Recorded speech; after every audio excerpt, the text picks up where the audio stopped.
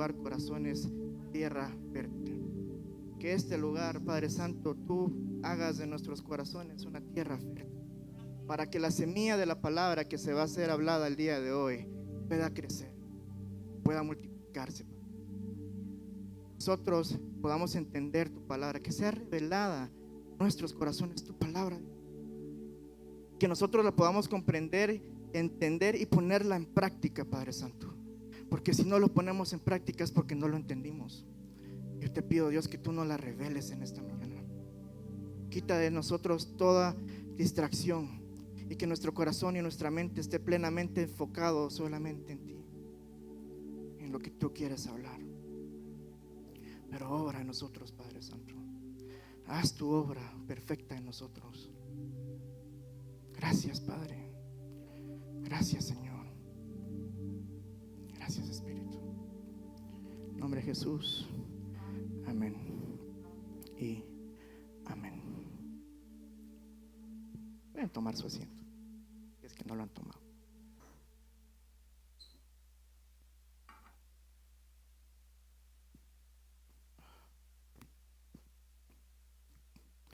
Bueno, hoy llegamos a la conclusión de la serie que hemos estado hablando en las últimas semanas. Y yo me ponía a pensar un poco acerca del tema, pues, que es quién tiene el control.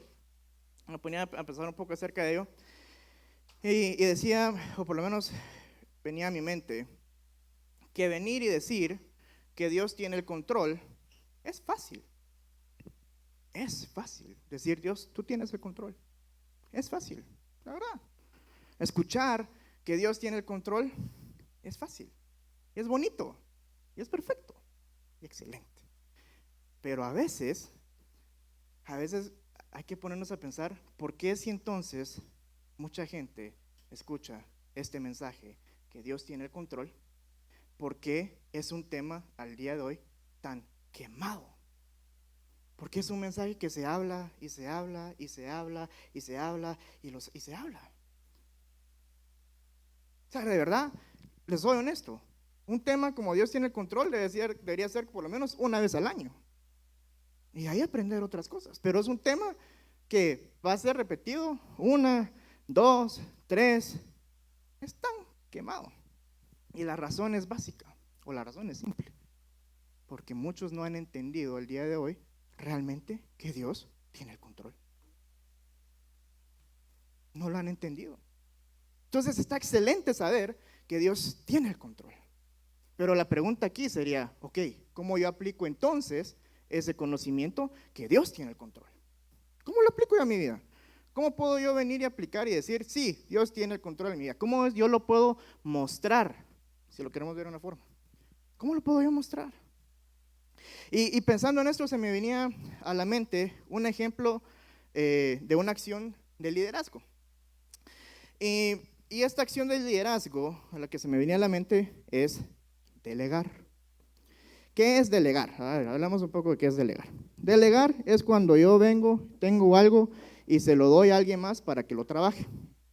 Entonces, por ejemplo, yo tengo entonces pongámoslo así, un líder tiene unas ciertas responsabilidades y también se le pide que haga ciertas cosas, ¿sí? Pero entre estas cosas es como, no puedo hacerlo todo. Yo tengo que venir y entregar ciertas cosas a los que están debajo de mí para que ellos lo trabajen. Pero para que esto pase, hay algo base y necesario que tiene que existir. Y es confianza. La confianza. Yo no puedo delegar algo a alguien si yo no tengo confianza. ¿Por qué? Porque si yo voy a delegarle un trabajo a alguien, yo debo tener la plena confianza de que tal vez no va a ser como yo quería que fuera, o que tal vez no va a ser al tiempo que yo quisiera que se hiciera, pero que el resultado final sí va a ser el que yo esperaba. Entonces, cuando yo tengo esa confianza en esta persona de que, ok, el resultado final sí va a ser el que yo espero, entonces es fácil delegar. Pero, ¿qué pasa si es totalmente lo opuesto? Que yo venga y no lo delegue, y yo quiera hacerlo todo. ¿Saben cómo se le llaman a esas personas? controladores. Es una persona controladora. ¿Por qué? Porque yo tengo tantas cosas que hacer y no las delego porque no confío en las demás personas. Entonces hay gente que no puede delegar. Se les hace sumamente complicado venir y decirle a alguien, mira, hace esto. Y confío en vos que vas a hacer, o sea, necesito que esto que te estoy entregando termine en esto. Y cuando eso pase y yo te lo entrego, yo estoy delegando, yo estoy confiando. Pero también hay que poner en cuenta que muchos pueden ser, y tal vez, vení, vamos a hacer un ejemplo, para que sea así. Entonces, muchos hacen esto, y vamos a poner a Dios. Dios, tómalo, pero tómalo, Dios, tómalo. No sueltan. Entonces es como Dios, tómalo, y no sueltan. Muy diferente sería Dios, tómalo. Va, esa es una cosa, ¿va? Entonces si ahí entregárselo, confié. Ahora esa es otra. Se lo entregué y es como, mira, ¿cómo vas? ¿Qué estás haciendo? ¿Cómo vas? ¿Qué haces? ¿Sí lo estás haciendo bien? ¿Sí lo estás haciendo mal? No, mira, no, vos no sabes, mejor lo tomo. Eso es otro tipo de controlador. ¿Va? Esto es así. Mira, necesito que me arregles el celular. Yo solo quiero que le arregles mi celular. ¿Va? Gracias. Entonces, y ahí es donde viene, por ejemplo, Romanos 8:28, ¿verdad? Que nosotros diríamos donde dice, y sabemos que Dios hace todas las cosas para que cooperen para el bien de quienes lo aman. Entonces, si yo tengo la confianza en Dios, decirle, Dios, aquí te entrego esto, yo ya no me debería estar ocupando en ello. Yo me diría, ya prácticamente es como, Dios, tú vas a hacer la obra y la vas a hacer. ¿Cuánto tiempo te tardes? Es otra cuestión, es otro tema. Y a veces puede alguien decir, pero es que por ejemplo en este segundo ejemplo de controlador, no, pero es que hay que orar. Sí, definitivamente hay que orar, pero es que es una diferente clase de oración la que se aplica en ese momento. O sea, les voy a poner este ejemplo. ¿Quién de aquí cree que Dios es paz? Sí. ¿Quién quiere aquí que Dios es paz? Levante la mano. ¿Ah? Dios es paz. Ok. Entonces, ¿cómo va a ser posible de que si yo creo que Dios es paz y que yo le estoy entregando algo a Dios, yo esté alocado y estresado? Va en contra de lo que yo estoy hablando. Es como venga alguien, oh, mira, Dios da paz, y yo todo alocado y estresado. ¿Ah? Con esa situación. Y Dios da paz. Pues, ay no, pues, yo estoy estresado, yo tengo que hacer esto, yo tengo que hacer otro. ¿Ah? Entonces nos contradecimos, entonces la gente de afuera va a decir, pues tu Dios no te da paz, vamos. ¿Ah? No te da paz, de verdad, o sea, porque ahí es donde lo que nosotros hablamos tiene que ser coherente a la forma que actuamos. Yo no te puedo decir a ti, mira, yo te amo. Y mi actuar es, te golpeo, te insulto, te maltrato, te maldigo, te odio. Pero yo te digo, pero yo te amo.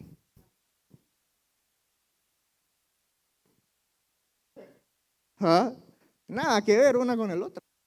Entonces, si yo vengo y digo, Dios, tú tienes el control y aquí te entrego mi situación, o sea, yo debería tener paz. Y aquí, tal vez vayamos un poco atrás al origen. Pensemos un poco acerca del origen. ¿Qué causa este revuelo y este problema para yo venir y caer en esa paz absoluta? Y es la preocupación.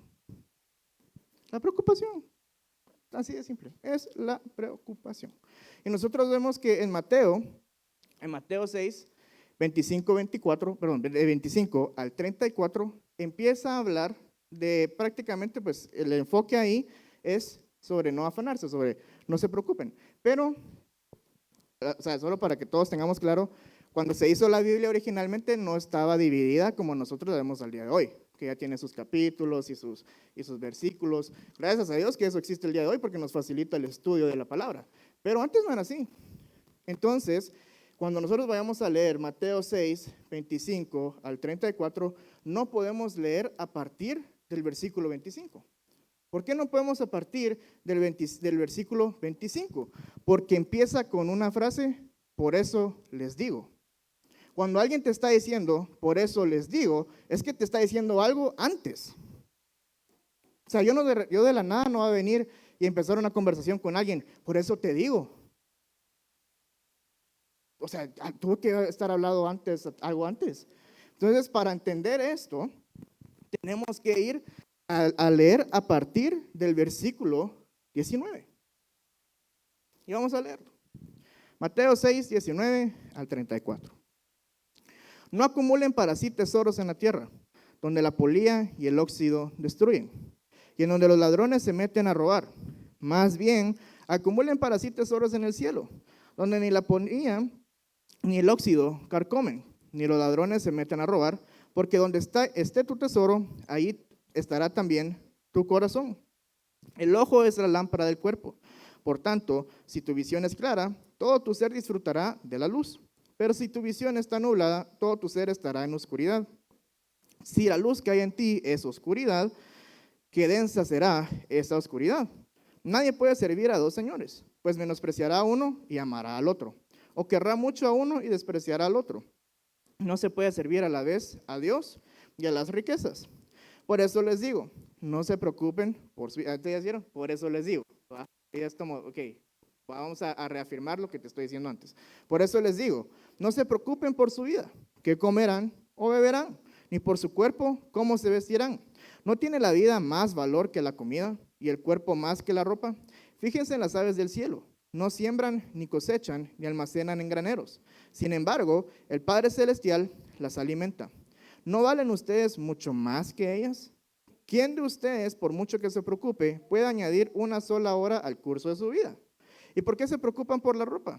Observe cómo crecen los lirios del campo. No trabajan ni hilan. Sin embargo, les digo que ni siquiera Salomón, con todo su esplendor, se vestía como uno de ellos. Si así viste Dios a la hierba que hoy está en el campo y mañana es arrojada al horno, ¿no habrá mucho más por ustedes, gente de poca fe? Así no se preocupen diciendo, ¿qué comeremos o qué beberemos? ¿O qué vestiremos los paganos? ¿O qué vestiremos? Los paganos andan tras estas cosas, pero el Padre Celestial sabe que ustedes las necesitan. Más bien, busquen primeramente el reino de Dios y su justicia, y todas estas cosas les serán añadidas. Por lo tanto, no se angustien por el mañana, el cual tendrá sus propios afanes. Cada día tiene ya sus problemas. Entonces, ¿cuál es el origen de la preocupación? Los intereses por las cosas terrenales. El interés por las cosas terrenales es lo que te vuelve loco. Es la realidad. O te vuelves loco porque hay que salvar vidas para salvación.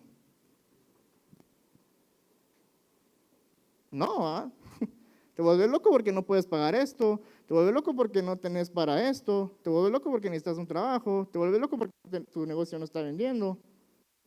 Tienes un interés terrenales. Entonces,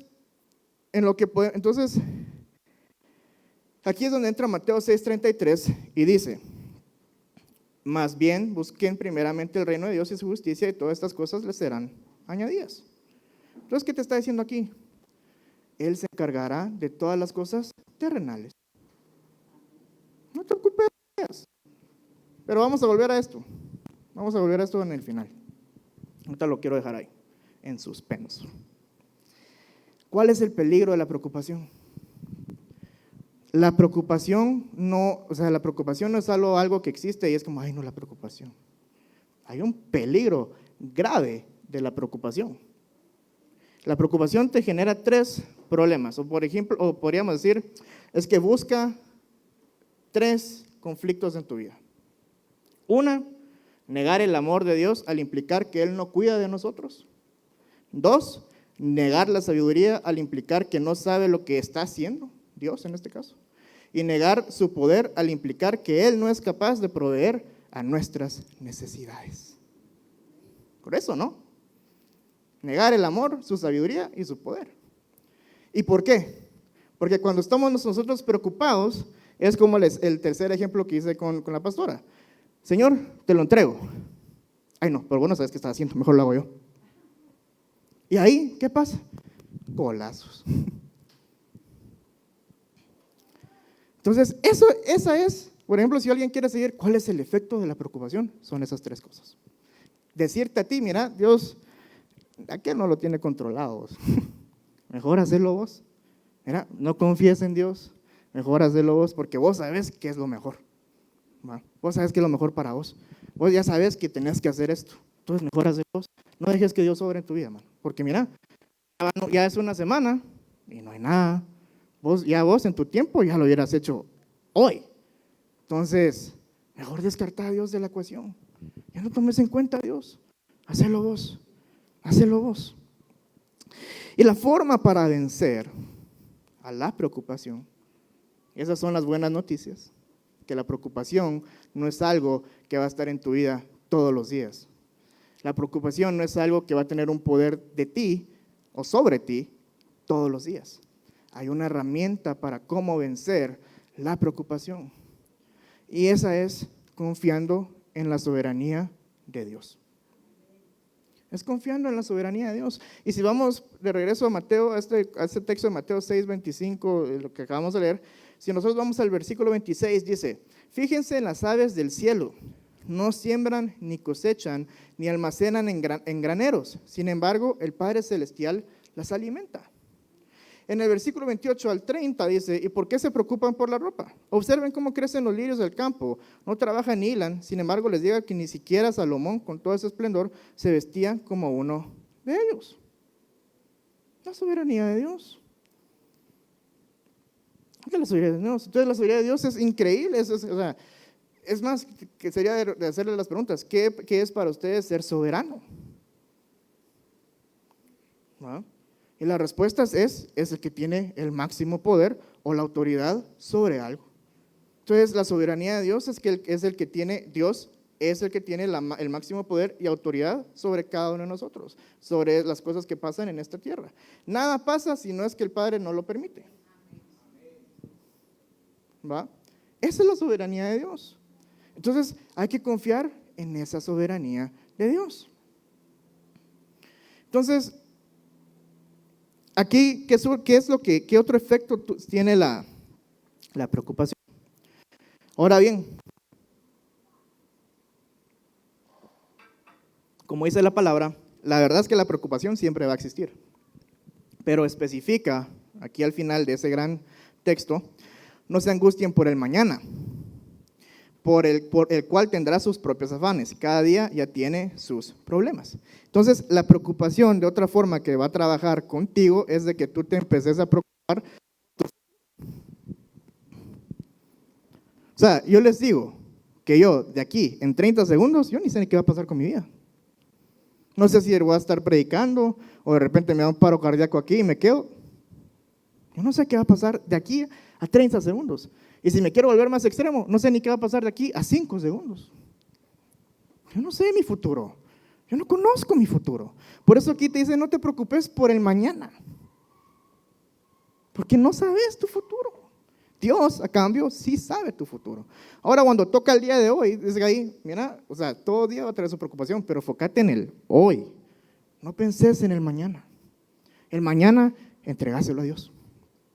El mañana, dáselo a Dios. Santiago 4, 13, 15 dice, presten atención ustedes que dicen, hoy o mañana iremos a tal o cual ciudad y nos quedaremos un año. Haremos negocios ahí y ganaremos dinero. ¿Cómo saben que será de su vida el día de mañana? ¿Qué pregunta? ¿Eh? ¿Cómo saben ustedes qué va a ser de su vida el día de mañana? Posiblemente uno pueda decir aquí, mañana voy a ir a hacer un mandado. Pero vos no sabes si esa actitud vas a hacer ese mandado. Hay a veces que pasan tantas cosas en el día que al final ni hiciste ese mandado. O sea, no hay que estarnos preocupando por el día de mañana. Dice, la vida de ustedes es como la neblina del amanecer. Aparece un rato y luego se esfuma. Lo que deberían decir es, si el Señor quiere, viviremos y haremos esto o aquello. Es estar, ¿qué? Bajo la soberanía de Dios. Es estar confiando en la soberanía de Dios. Entonces nosotros no tenemos control de nuestro futuro. Podemos tener una visión, podemos tener un plan de nuestro futuro, que indispensable en cada una de nuestras vidas, porque si nosotros no tenemos una idea de qué queremos alcanzar en nuestro futuro, ahí también está un poco complicado vivir el día a día. Por lo menos porque entonces así vamos dando por lo menos un rumbo a nuestra vida. Pero no nos preocupemos por ello. Es como yo quiero llegar a hacer esto, pero que Dios sea su voluntad. Si Dios quiere que eso pase, que sea su voluntad. ¿No? Eso es lo que yo quiero hacer. Y voy a trabajar conforme para que eso llegue a ser. Pero no voy a venir y decir, ay no creo que no voy a lograr alcanzar eso. Ay no, las cosas que me están pasando el día de hoy van a evitar que yo alcance eso. Ya te estás preocupando por el mañana. Ya estás quitando así a Dios de la ecuación. Porque entonces vas a decir, ay no, mi futuro es incierto, entonces mejor voy a hacer esto y esto y esto para tal vez llegar a ese futuro. Pero como dice aquí, ¿cómo saben qué será de su vida el día de mañana? ¿No? Es más, dice, si el Señor quiere, viviremos, haremos esto o aquello. No tenemos control de nuestro futuro. Isaías 26:3 dice, tú guardarás en perfecta paz a todos los que confían en ti, a todos los que concentran en ti sus pensamientos. En Salmos 4:8 dice, en paz me acuesto y me duermo, porque solo tú, Señor, me haces vivir confiado. En Filipenses 4:6-7 dice, no se preocupen por nada. En cambio, oren por todo. Díganle a Dios lo que necesitan y denle gracias por todo lo que Él ha hecho. Así experimentarán la paz de Dios que supera todo lo que podemos entender. La paz de Dios cuidará su corazón y su mente mientras vivan en Cristo Jesús. Y este versículo, aquí es donde creo que un poco antes se les había dicho que iba a volver a cómo es la oración distinta, cómo cambia la oración. Y este versículo nos da aquí la clave de cómo debería cambiar nuestra oración. Porque aquí, si lo vamos partiendo en pedazos, dicen, díganle a Dios lo que necesitan y denle gracias por todo lo que Él ha hecho. Así experimentarán la paz de Dios que supera todo lo que podemos entender. Entonces nos está diciendo que sí vamos a experimentar una paz cuando nosotros oramos. Pero a veces, y tristemente sucede que la gente ora y lo que menos tiene es paz. Entonces, me estás diciendo que esto no es cierto. Me estás diciendo que lo que dice aquí no es real. ¿Por qué entonces yo oro y cuando salgo de orar, hasta más preocupado salgo a veces? ¿Ah? Y se ríen porque es cierto, ahí sí, como dice, porque de plano así ha de pasar. Pero la respuesta y la clave también está en ese mismo versículo. Dice, no se preocupen por nada, en cambio oren por todo. Díganle a Dios lo que necesitan, y aquí está la clave. Y denle gracias por todo lo que Él ha hecho. Entonces, ¿qué es esto? ¿Cómo funciona esto? ¿Cómo debería ser nuestra oración? Padre Santo, ahorita estoy en un valle de muerte, Dios. De verdad, ahorita estoy así, de verdad, en el valle. Pero recuerdo, Dios, que en la vez pasada que yo también pasé por otro valle, tú me salvaste. Y recuerdo, Dios, que también aquella vez cuando tenía problemas de salud, tú me sanaste. Y cuando no tenía que comer ni beber, ahí tú proveíste. Entonces, ¿qué pasa? Cuando tú vas recordando lo que Dios ha hecho en tu vida, tú agarras confianza. Y dices, Dios, tú eres grande. ¿Verdad? Tú eres todopoderoso. ¿Verdad? Dios, te doy gracias. Gracias por esto, Dios, porque tú así como me has sacado antes, me vas a sacar hoy. Y entonces a partir de ese momento tú sales con paz. Y así es como sucede la paz. Esa es la clave de la oración distinta, como les decía yo. Muy diferente, decirle, Dios, necesito que me ayudes con esto, Padre Santo, que ya no aguanto, Dios Todopoderoso, en el nombre de Jesús, amén. Ay, sí. Salen así, pero nunca recuerdan lo que Dios lo que había hecho antes. Hay un vocabulario que sucede en las iglesias que a mí, la verdad, hasta me confronta y me molesta.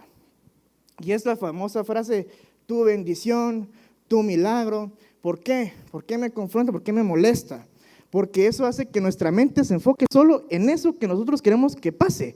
Y entonces, como nosotros queremos que eso pase y no pasa, olvidamos todo lo que Dios ha hecho. Entonces es como, si esto no pasa, no has hecho nada por mí. Yo necesito mi bendición, Dios. Yo necesito mi milagro, Dios. Y todo lo que Dios ha hecho antes, olvidado. Olvidado. Y ese es un vocabulario que se escucha tristemente en muchas iglesias y debería ser quitado. Porque entonces estamos negando todo lo que Dios ha hecho por nosotros al día de hoy. Que definitivamente no los conozco, pero puedo decir, ha sido bastantes cosas. Han sido bastantes bendiciones. Y también debe haber, y con esto, pues, tiene que haber una revelación en nuestras vidas.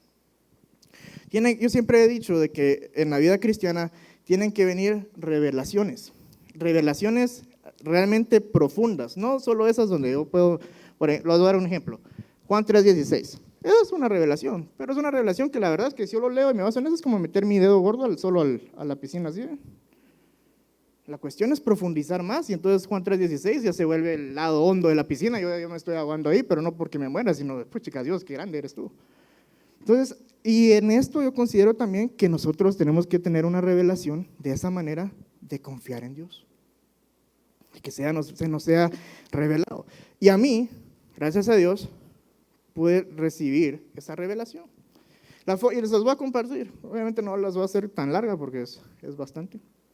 Pero lo que sucedió es que como que yo hubiera sido a una tercera persona y se hubiera puesto un mapa ahí y Dios me decía, mira, desde el que vos momento naciste, te llevé aquí. Y aquí estuviste y te pasé aquí. Y aquí estuviste y te pasé allá. Y aquí para allá. Y aquí para allá. Y cuando vi todo el camino, me vi al día de hoy, dije yo, Dios, tú has tenido el control absoluto de mi vida.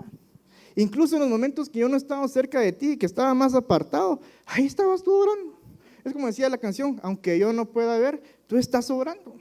Dios tiene el control. Entonces, ¿qué pasó con esa revelación que llegó a mi vida? Yo no voy a decir, ay, ahora ya no me preocupo. A veces que sí me entra la preocupación, pero entonces recuerdo y digo, no, momento. Dios tiene el control. Dios tiene el control. Y lo que yo vengo es, Dios, perdóname. Perdóname, Padre, porque estaba en este momento desconfiando en ti. Porque la verdad, y se los voy a decir claro y pelado por si nadie se lo has dicho, pero desconfiar en Dios es pecado. Cuando tú no confías en Dios, tú tienes que pedirle perdón a Dios, porque es lo opuesto a la fe, y la fe es confiar en Dios. Entonces cuando es algo opuesto a Dios, siempre va a ser pecado. Entonces es como, Dios, perdóname, porque hubo un momento en que perdí la fe, perdón, Dios, de verdad, pero aquí te lo entrego. Tú tienes la sabiduría, el poder, tú sabes qué hacer, aquí te lo entrego. Pero sí, o sea, eso es el problema de preocupación, pero hay que identificarlo. Y no permitir que esto llegue a un nivel tan alto que nosotros vivamos preocupados y entonces en vez de no tener paz, tenemos tribulación. En vez de no confiar, en vez de tener fe, desconfiamos. O sea,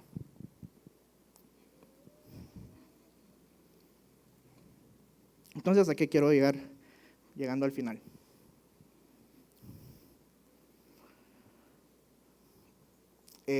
Dije que había dejado algo que iba a dejar algo en suspenso. Entonces también, cuando Dios cambia, o mejor dicho, cuando nosotros llegamos a confiar en Dios y nosotros le entregamos nuestras cosas a Dios, entonces nosotros decimos, ok, Dios, confío en ti plenamente. Tú obrarás y tú harás, ¿sí? Pero entonces yo, al hacer eso, también me vuelvo parte del proceso. Entonces yo ahí, mi oración tiene que cambiar en Dios, me someto a tu voluntad, porque Dios te va a usar posiblemente a ti como una herramienta. Dios te va a decir, mira, necesito que hagas esto para llegar a la solución de tu gran problema. Y si tú no estás sometido al Espíritu Santo y a Dios, vas a decir, no, yo no quiero hacerlo. Yo no lo voy a hacer. Y podemos ver dos claros ejemplos en la Biblia como Moisés y Jonás, que al principio Dios quería usarlos de herramientas. ¿Y qué fue lo que Moisés que empezó a dar? Excusas. Y Jonás se fue. Fue como hasta que paró en un barco y quería huir de Dios. Pero era como, entonces Dios te puede venir y decir, mira, para solventar tu problema necesito que hagas también ciertas cosas, porque voy a usarte a ti como una herramienta. Entonces, cuando caemos en esa situación, nosotros también tenemos que venir y entregarnos a Dios. Y decirles, Dios, yo aquí estoy, te entrego lo que es, y yo te pido, Padre, que tú hagas tu obra en mí, y que yo haga tu obra también, para llegar al resultado final. para ser yo una herramienta. Entonces, no nos engañemos. A Dios no se le puede engañar, pero a nosotros sí nos podemos engañar. Cuando yo vengo y digo, Dios, tú tienes el control, y es como en el ejemplo, tómalo Dios, tómalo, tú tienes el control, Señor, tú tienes el control, pero Dios, de veras. O de repente es como, Dios, tú tienes el control. Y mira, ¿cómo vas? Ay, no lo estás haciendo como yo esperaba. No, mejor dámelo, lo voy a hacer yo. No nos engañemos. Si eso es lo que estás haciendo, sos un controlador. Entonces puedes escuchar 200,000 millones, no sé cuántas veces un mensaje que te dice Dios tiene el control, nunca lo vas a entender. Porque eres un controlador. Entonces vas a estar ahí, que Dios tiene el control, pero realmente no tiene el control. Y se me venía a la mente un ejemplo de las caricaturas, que no sé si, que de repente, no sé, hay una fuga. Entonces viene uno y tapa con un dedo, y pum, sale otra, y vengo con tapa con otro, y pum, sale otra con el pie, y pum, sale otra con el pie. Hasta que después son tantas fugas que ya no las controlas. Pero eso es uno. Dios sí puede controlar todas las fugas. Todas las fugas que surjan en tu vida, Dios las puede controlar. Antes que conocieras a Cristo, no había nadie a quien tú pudieras entregar tus necesidades, tus cargas. No conocías a Cristo. Entonces tú lo querías hacer por tus fuerzas. Hoy que conoces a Cristo, apareció alguien a quien tú puedes entregar tus cargas. Pero esto viene con un cambio de responsabilidad. En Mateo 11, 28, 30 dice, venid a mí todos los que estáis trabajados y cargados, y yo os haré descansar. Llevad mi yugo sobre vosotros y aprended de mí, que soy manso y humilde de corazón, y haréis descanso para vuestras almas, porque mi yugo es fácil y ligera mi carga. Pero aquí hay algo, venid a mí todos los que estáis trabajados y cargados, y os haré descansar. Pero viene después y dice, llevad mi yugo. Entonces es un cambio. Yo doy a ti, Dios, todas mis cargas, te doy todo esto, pero Dios te dice, ok, ahora lleva mi yugo. ¿Y cuál es el yugo de Dios? Obrar a favor de su reino. Por eso dice Mateo 6:33, mas buscad primeramente el reino de Dios y su justicia, y todas las cosas serán añadidas. Entonces es como, mira, ¿me lo vas a entregar? Sí, ok, te lo hago. Trabajo lo que vos necesitas, voy a hacer mi voluntad aquí. Lo que yo necesito que ahora vos hagas, ya no te preocupes por esto. Ya, no te preocupes por esto. Esto ya está bajo control. Lo que necesito es que ahora busques primeramente el reino de Dios y su justicia. Es que ahora hagas mi voluntad. Es que ahora vayas y prediques. Es que ahora seas luz en este mundo. Entonces, ¿estás tú trabajando a favor del reino de Dios? ¿O estás siendo tú distraído por tu falta de confianza en Dios?